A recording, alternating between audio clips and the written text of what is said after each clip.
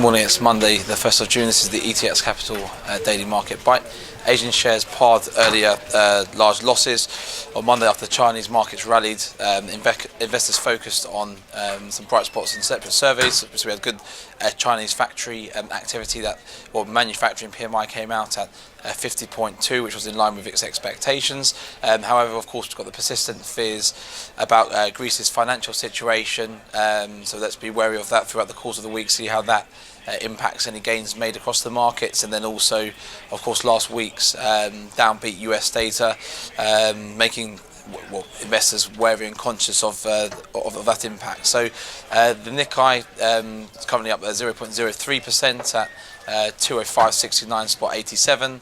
The Dow Jones closed slightly lower on Friday evening, 0.64% down at 180.10.68. The S&P was also a similar percentage, down 0.63%, down at 2107.39, and the Nasdaq was down over 0.5% at 5070.03. In the FX space, we saw a euro-dollar drop off as well, so slipped about 0.4% to 109.51. So that's where it's currently trading at the moment. The dollar yen was around and remained consistently around 124.20.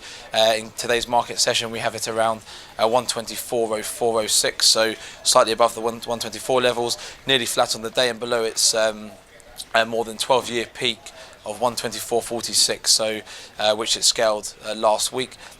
Cables pulled back from 158.14, extended lower last week, and still staying inside support or potential support zone of 150.88 and 54.96. As long as I suppose that it remains around the 150.88 as potential support level, then it could be there potentially for another rise. Aussie dollar's sharp decline last week suggested another consolidation pattern from 0.7625 has been completed at 81.61 already, and there potentially could be an initial bias there remaining on the downside for 0.7532 as a potential support level. In the commodities space, US crude futures fell 0.8% to $59.65 a barrel, while the Brent crude oil price shed about 0.5% to $65.26.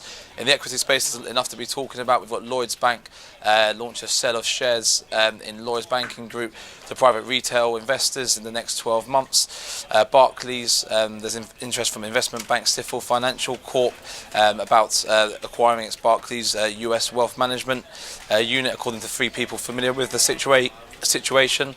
And Gulf Keystone, the Iraqi Kurdistan oil producer Gulf Keystone, has appointed a former Merck's oil executive as their new chief executive, replacing John Gerstenlauer. In terms of data today, we've had the Chinese manufacturing PMI that came out, as already mentioned, in line with expectations at 50.2%. The Aussie building approvals was actually down and quite negative, 4.4%. Forecasted at 1.7%, and across the day or across the morning, we've got Italian, German, Spanish, Italian manufacturing PMI, as well as UK out at 9:30.